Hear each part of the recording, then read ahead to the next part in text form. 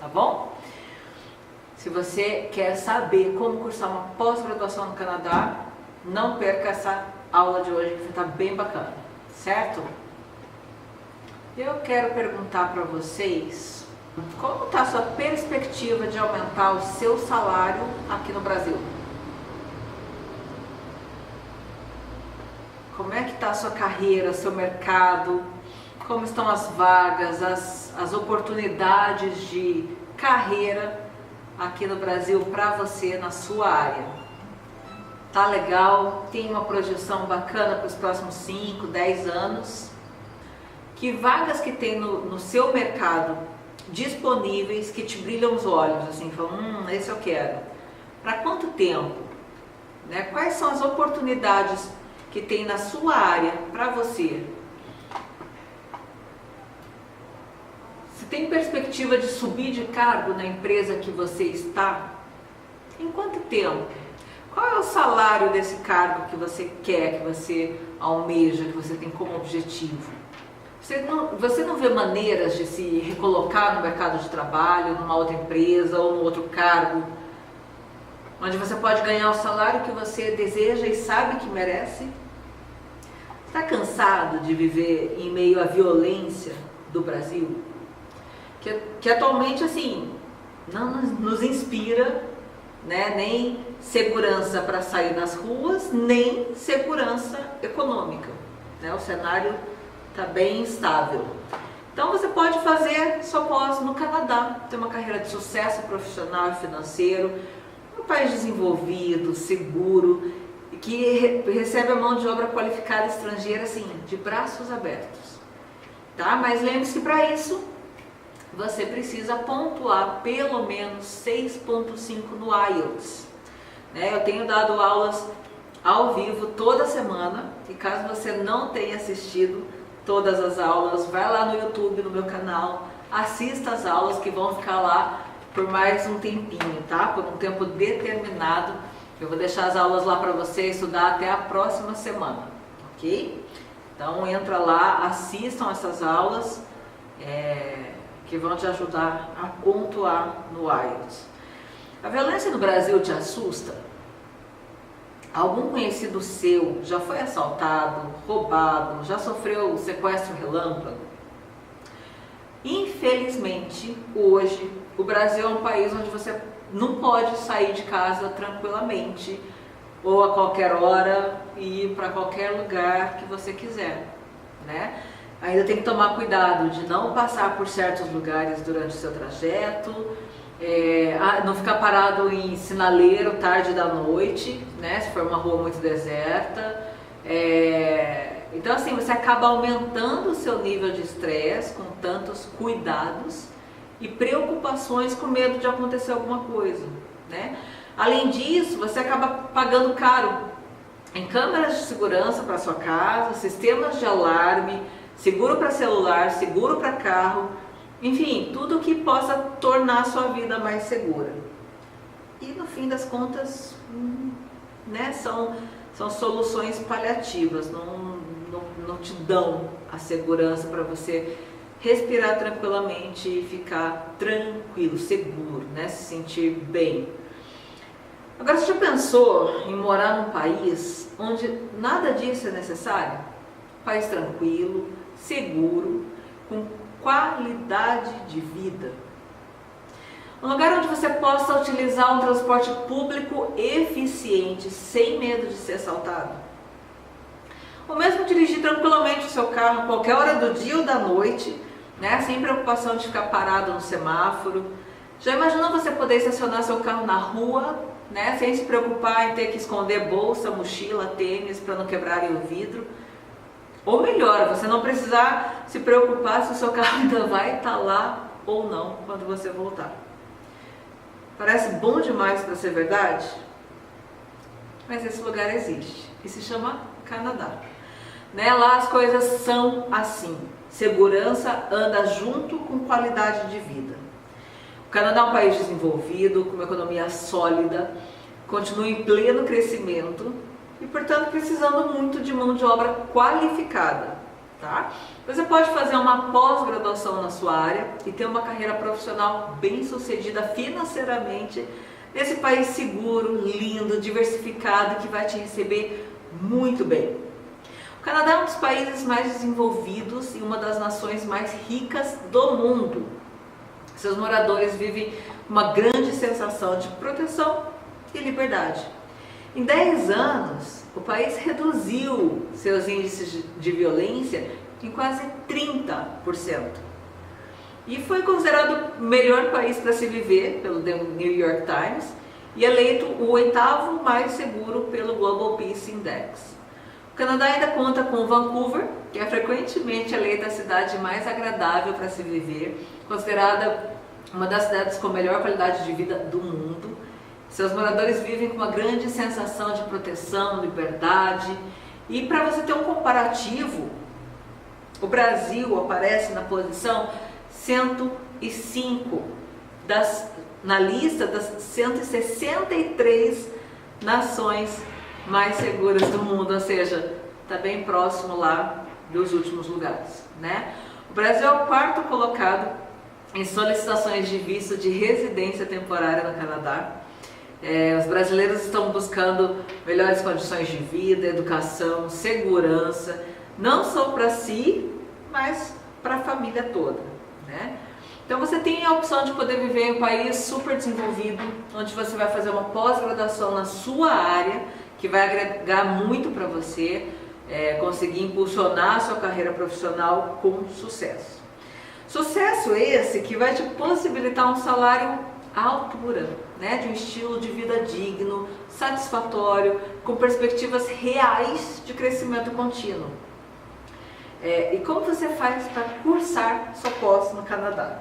Primeiro, você precisa escolher uma pós-graduação compatível com a sua área profissional de atuação. E depois você precisa se planejar para conseguir pagar essa pós. Feito isso, seu próximo passo é conseguir a pontuação mínima exigida no IELTS pela universidade onde você vai fazer a sua pós, tá? Então, para pontuar para pontuar no IELTS, não basta ter inglês. Como assim, Eli?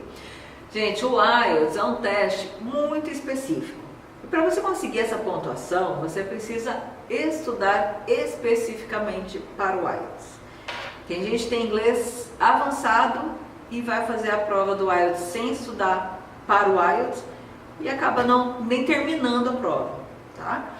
Você precisa saber como essa prova funciona, como são divididas as questões, como o seu inglês é testado, né? Ou seja, tem que estudar com uma metodologia própria, eficaz, como a que eu criei. Uma metodologia para você conseguir em apenas 8 semanas a pontuação que os colleges exigem para você cursar a pós que você escolher lá no Canadá, tá? Inclusive o carrinho está aberto para o meu curso, as vagas já estão acabando, a gente limita o número de vagas para poder dar todo o suporte para cada aluno, tá? Então se você quiser me manda um e-mail que eu mando o link de compra, ok?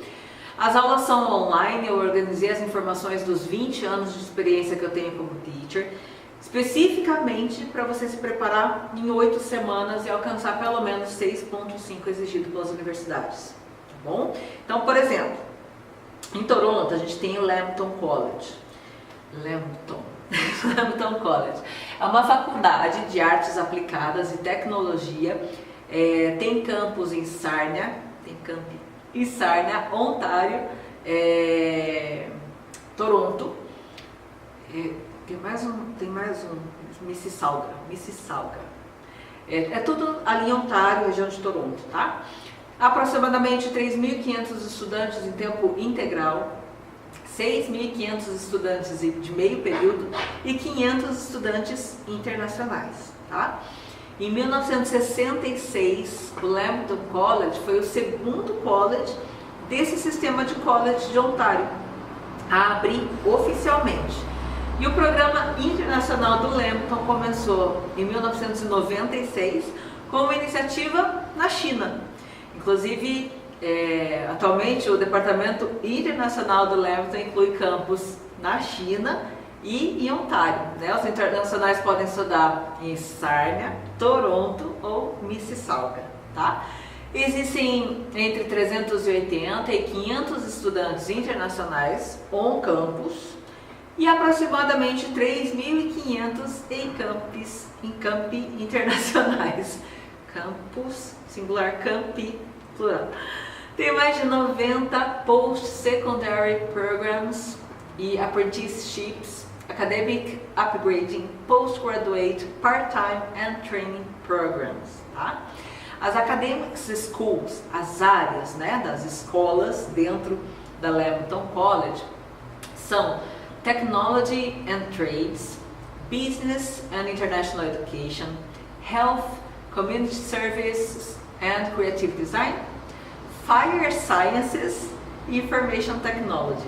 Então são 5 escolas com vários cursos, né, vários programas acadêmicos em cada uma dessas escolas.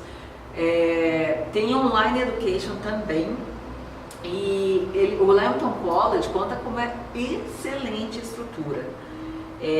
Tem o Creations Fine Dining, que é um restaurante on campus e é usado para o aprendizado prático dos programas de Hospitality Tourism Management e de Culinary Management. Então é um laboratório, uma aula prática para os alunos que estão se formando tanto em Hospitality, na parte de atendimento e serviço, como o pessoal de Culinary Management, tá? Tem o Early Childhood Education Center, é uma instalação de treinamento do college usado pelo curso de Early Childhood Education Program. Esse curso vem crescendo no Canadá, assim, muito visivelmente, é cada vez mais procurado, e também pelos internacionais, o pessoal da área de educação, e para os pequenos, para as crianças menores de 4,5, 5 anos, eles precisam estudar em escolas private, né? Escolas particulares.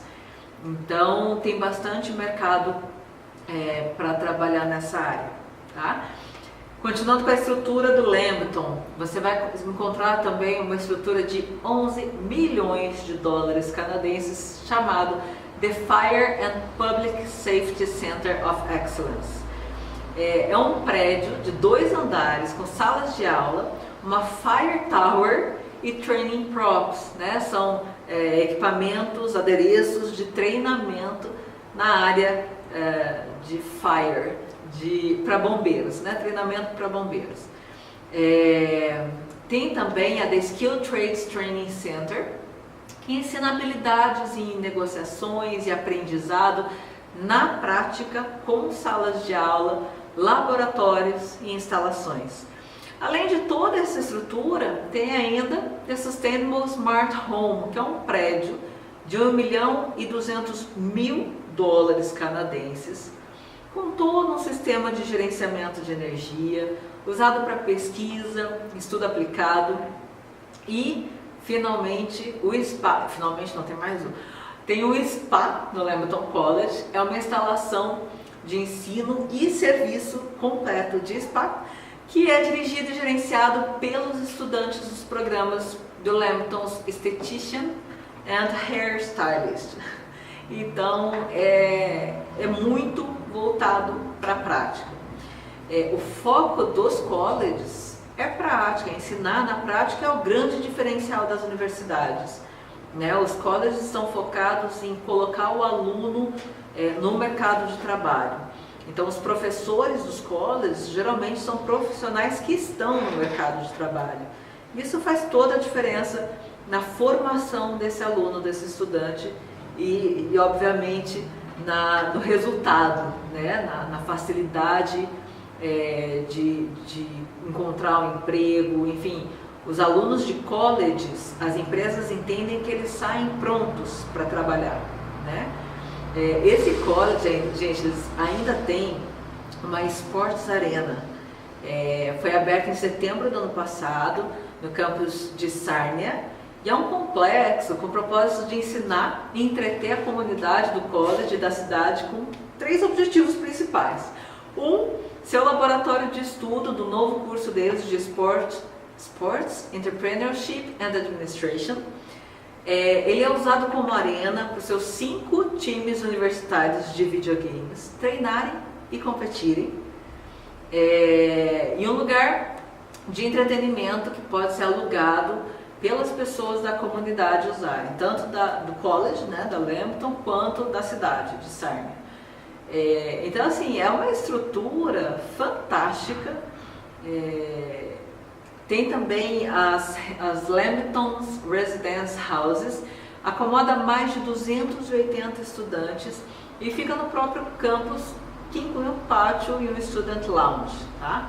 Então, assim, é tudo estruturado para servir o aluno. Os alunos que saem da Lambton são competitivos em empregabilidade, pela experiência prática durante a formação faz toda a diferença. Muitos dos programas incluem a experiência em estágio, o co-op, né, o famoso co-op, é o estágio. E você também pode aplicar, depois que você se formar, ou quando você estiver se formando, os 90 dias antes de terminar seu programa, você pode aplicar para o PGWP, o famoso PGWP, né? Quem nunca ouviu é o Postgraduate Work Permit, ou seja, é a permissão de trabalho após o estudo, depois de terminar sua pós-graduação no Lambton College. O college, né? Eles falam no Lambton College. Eu tinha o costume de falar então fica um pouco confuso. Mas é no Lambton College. Tá? Então você pode aplicar para o visto de trabalho. Lá eles têm pós-graduações de 2 anos. Então, um pouquinho antes de terminar esses 2 anos, você pode pedir o seu PGWP para 2 ou 3 anos, né? Você pode aplicar. Quem dá o PGWP, quem te fornece esse visto de trabalho é sempre o governo canadense, nunca o college, tá? Mas por ser um college público, você pode aplicar para o PGWP, certo? E aí pensa, gente, já são 4 ou 5 anos morando no Canadá. Com esse tempo lá, estudando, trabalhando, você consegue a pontuação para tirar o seu visto de residência permanente, tá? E aí a gente está falando de imigração já, né? É simples, eu não gosto da palavra fácil, mas é simples assim, tá? Os alunos internacionais têm uma educação de ponta na Lambton, por valores acessíveis, que giram em torno de $14.000 canadenses por ano, né, por 2 semestres de aula. Também recebe a oportunidade... Jesus, estou enrolando tudo hoje. Desculpa, gente, vamos lá. Os alunos da Lambton também têm a oportunidade de experiências de trabalho, de meio período, trabalho voluntário, no próprio campus, colocação em estágio e, nesse PGWP, de trabalhar full-time na própria Lambton College, tá? Uma das tuitions mais acessíveis do Canadá, possibilidade de um custo de vida mais baixo. Se você for para Mississauga ou para Sarnia, o custo de vida é potencialmente mais baixo que Toronto. Uma comunidade acadêmica, né, segura, que cuida de você, que te dá suporte. Programas acadêmicos de diploma e de pós-graduação altamente populares. Então as empresas... também, a Lambton College também tem investimento da iniciativa privada, das empresas, porque eles entendem que os alunos formados pela Lambton têm potencial de serem contratados. Então é um mercado que precisa de mão de obra qualificada desse tanto, né? Que as empresas investem nos colleges por saber que dali vão sair profissionais qualificados para eles contratarem, tá? Então, assim, para você fazer sua pós na Lambton ou na George Brown, que a Rebeca apresentou para a gente ontem, ou no Humber College, que o Fábio apresentou para vocês semana passada, é só escolher, tá? Inclusive, quem não viu, vai ficar lá no meu canal do YouTube até a próxima semana, então assistam lá que tá bem legal. Lembre-se de se inscrever no canal, ativa lá o sininho para você receber a notificação de quando tiver vídeo novo. E como eu falei, para você cursar sua pós-graduação, você precisa pontuar no IELTS, né? Então você precisa de uma pontuação mínima que o college exige, oh Jesus, desculpa gente, o college exige uma pontuação mínima no IELTS dependendo da formação, tá? Para pós-graduação, normalmente 6,5, sem que nenhuma nota seja abaixo de 6, ok?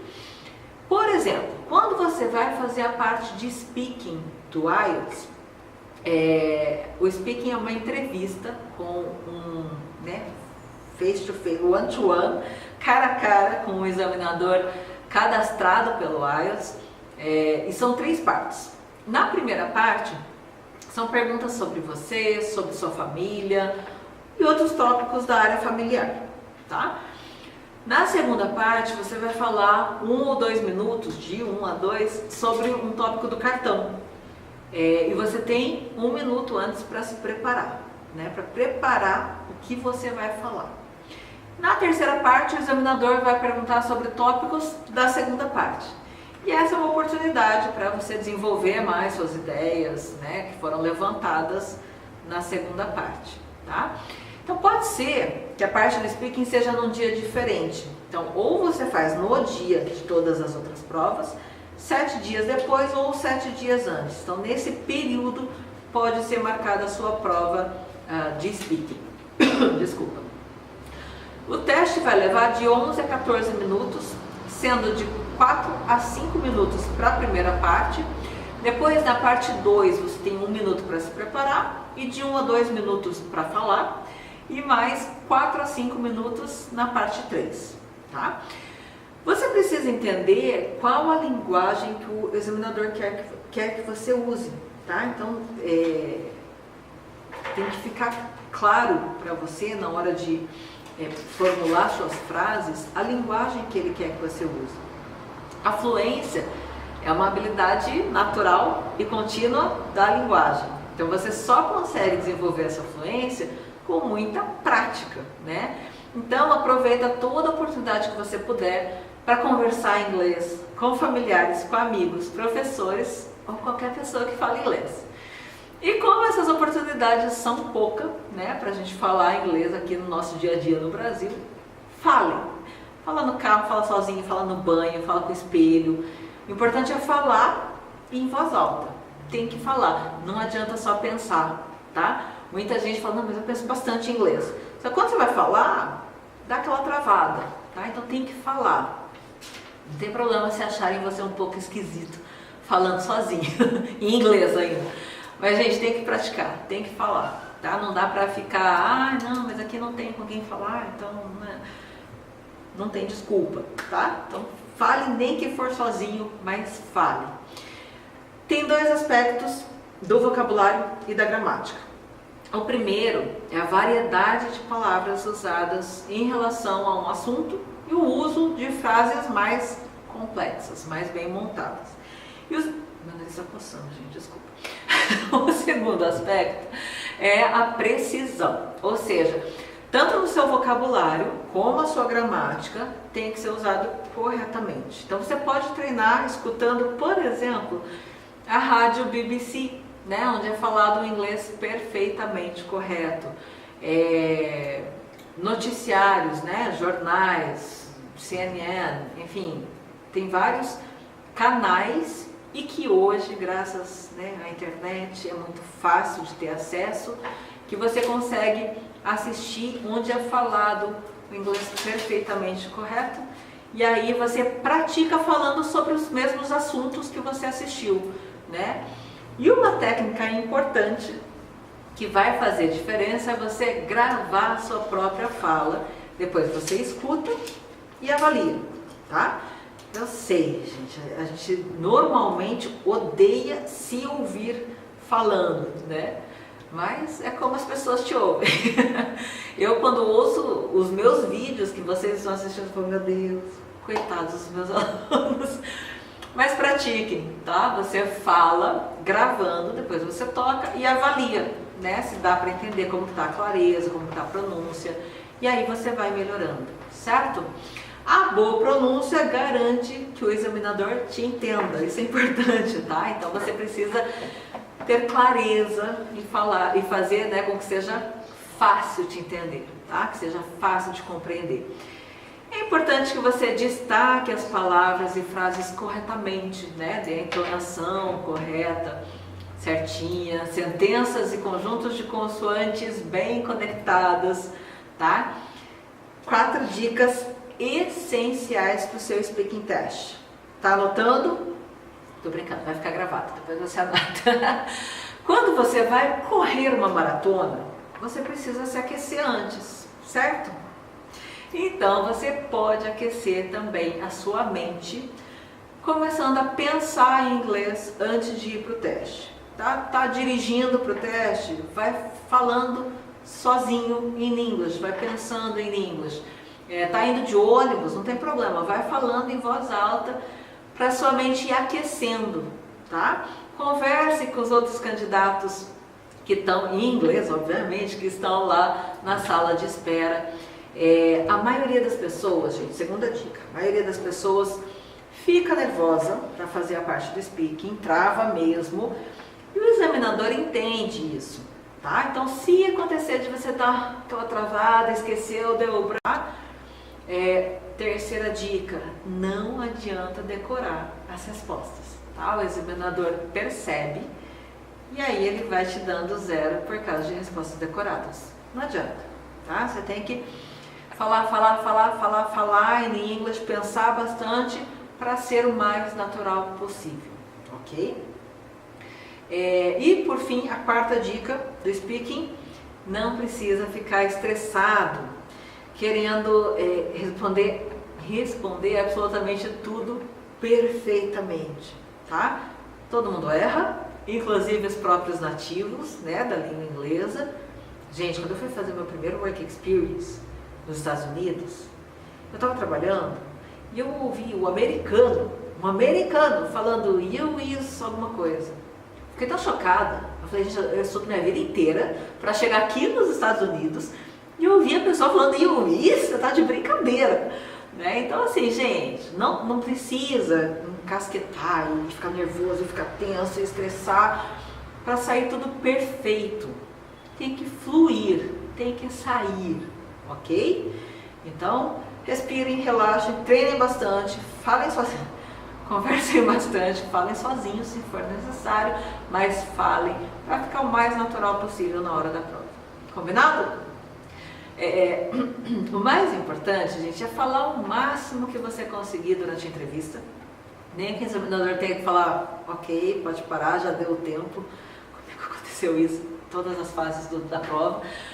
Eu disparei a falar, mas é isso, tem que falar, né? Ele tem que ver a sua habilidade de se comunicar em inglês, tá?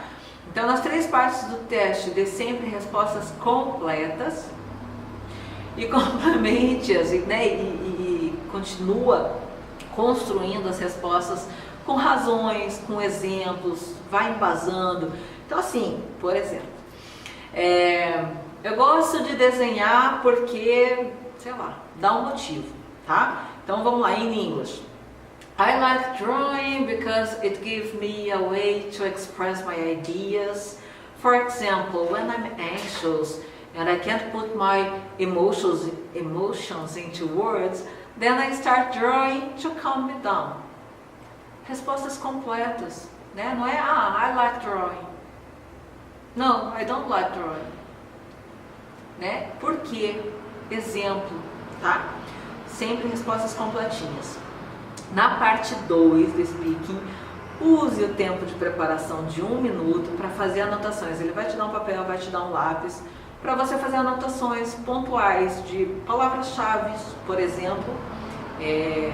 Na metodologia a gente trabalha bastante palavras-chave, porque vai te ajudar em todas as partes do teste do IELTS. Então assim, por exemplo, se o examinador te perguntar sobre restaurantes, você pode ir anotando localização, tamanho, tipo de comida, quantidade de comida, serviço, preço, em alguns restaurantes que você conhece, que você gosta, tá? Anota para você construir um pensamento ali, para você poder falar de 1 a 2 minutos sobre aquilo. O entrevistador A pessoa que vai te avaliar, ele não vai te pausar, né, nesses 2 minutos que você vai falar sobre o cartão. Então, faça anotações ali de palavras-chave para você tentar seguir uma linha de raciocínio e não ficar uma coisa muito confusa, tá? Então, use esse 1 minuto para você planejar o que você vai falar, certo? Já quando você for fazer o seu teste de writing, né, a S, as redações, as terríveis redações, a gente já sofre para fazer redação no Brasil, né? Já é um parto, um problema. Em inglês não vai ser, porque a gente vai treinar. O teste de writing no IELTS tem 60 minutos e é dividido em 2 partes. Na parte 1, né, como é o IELTS acadêmico, que é o que você precisa para fazer sua pós-graduação, você vai interpretar e descrever informações de um quadro, de um diagrama, de uma tabela, um gráfico que eles vão te dar, e você precisa ler aquilo, interpretar aquilo, comparar as informações. E na parte 2 você vai escrever uma redação de pelo menos 250 palavras em relação a um ponto de vista, um problema ou uma argumentação. Aí você vai dar a sua opinião, né? Não é só uma leitura, é a sua leitura, é o que você pensa sobre aquilo. E aí vamos falar um pouquinho sobre critérios de avaliação do writing. Você deve escrever exatamente o que está sendo pedido. Lembra que eu falei de keywords agora? Você vai identificar as keywords no enunciado, o que está sendo pedido naquela redação, tá? A sua resposta tem que ser relevante, apropriada e precisa, tá? Não adianta ficar enchendo, enrolando, né? Falando abobrinha, tá? Enchendo linguiça. Tem que ser relevante, preciso. Você tem que desenvolver uma argumentação e dar suporte às suas ideias com evidências, com exemplos. E você precisa também expressar suas ideias com clareza, né? Com uma boa organização e palavras informativas, tá? O seu vocabulário deve ser apropriado, variado e correto. E a sua gramática também deve ser variada. Se você ficar repetindo o mesmo tipo de frase a redação inteira, você vai pontuar menos, tá? Escreva 2 ou 3 redações e identifique nelas os seus pontos fracos, o que você precisa melhorar. Leia cada uma 4 vezes mais ou menos, e cada vez que você lê, presta atenção em cada item que eu citei. Então, a primeira vez que você lê, você vai ver se você está escrevendo o que está sendo pedido. Aí, na segunda vez que você lê, você vai verificar se está sendo argumentado com evidências, se você está argumentando com evidências. Na terceira vez que você lê, verifica se o vocabulário está apropriado e se está diversificado, se você não está usando as mesmas palavras em todas as frases, tá? E pela 4ª vez que você lê, você vai verificar se a gramática também está diversificada e correta, se não é o mesmo tipo de frase em todas as frases. Combinado? Então, prática de writing é isso aí. Dicas para writing, vamos lá? Primeira dica. Tá difícil hoje, né, gente? Tô enrolando tudo. Desculpa, vamos lá. Paciência comigo. Escreva em parágrafos, tá? Foca em uma ideia em cada parágrafo. Foca em uma ideia em cada parágrafo e comece com uma frase título, tá? E o restante do parágrafo você vai explicando a sua ideia em relação a essa frase título.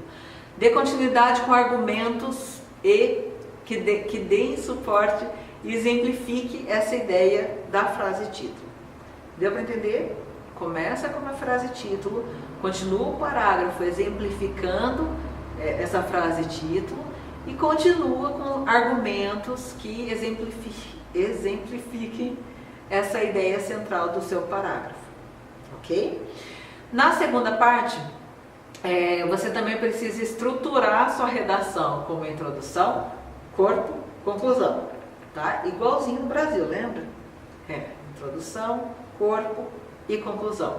A introdução não precisa ser muito longa, tá? E a conclusão tem que ser o resumo, né, dos pontos principais e o seu ponto de vista final, ok? Lembra que a segunda parte do writing é para dar a sua opinião, é para se posicionar, ok? Não copie, terceira dica, não copie as palavras do caderno de perguntas. É muito importante que você use as suas próprias palavras e aí você já está mostrando a sua variedade no vocabulário para parafrasear a pergunta, né, o enunciado. E se certifique que você demonstrou essa amplitude de vocabulário, tá? Então não vai, né, fale sobre, sei lá, a política no Brasil. A política no Brasil. Não, vai mudando o vocabulário, não copie as mesmas palavras que aparecem no enunciado, certo? E por fim, última dica do writing, não use anotações ou pontos principais na sua redação, tá?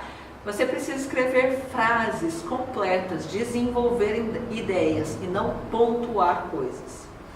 Combinado? Gente, presta atenção no tempo.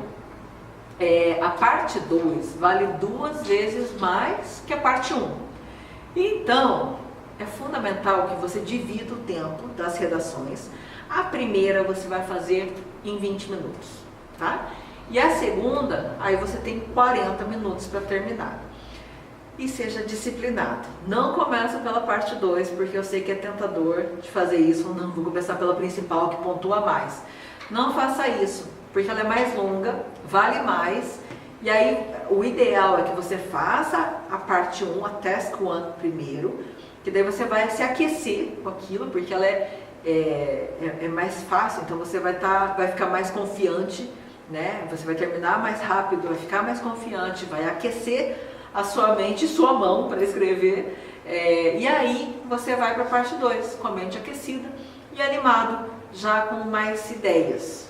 Combinado? Então, parte 1 primeiro, parte 2 depois. 20 minutos para a parte 1, sobram 40 para a parte 2, certo? Divida o seu tempo, esses 20, esses 40 minutos, você tem que dividir seu tempo para planejar, escrever e revisar, tá? Por causa da pressão, né, do tempo, e ter que terminar, e você já está cansado,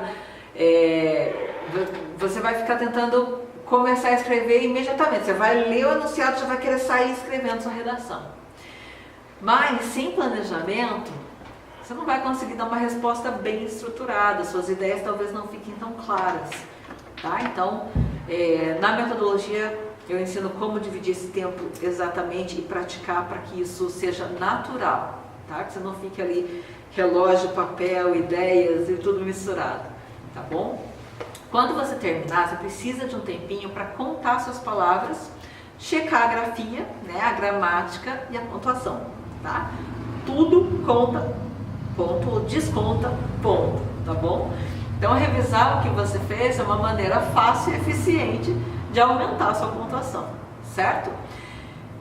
Da mesma forma que existem essas técnicas de writing, tem técnicas para o reading, para o listening e para o speaking, tá? Para cada parte da prova tem técnicas específicas. E para isso que eu criei o método Elisato, onde eu reúno todo o conteúdo importante para se preparar para o IELTS de uma forma organizada, tá? Eu compactei 20 anos de experiência como teacher, de forma que você consiga estudar e se preparar em apenas 8 semanas, tá? Para conseguir a pontuação que você precisa para cursar sua pós no Canadá. Gente, perguntas. O Lucas mandou aqui, sem inglês fluente é possível tentar entrar no mercado? Tem um reading bom, mas um speaking mais ou menos.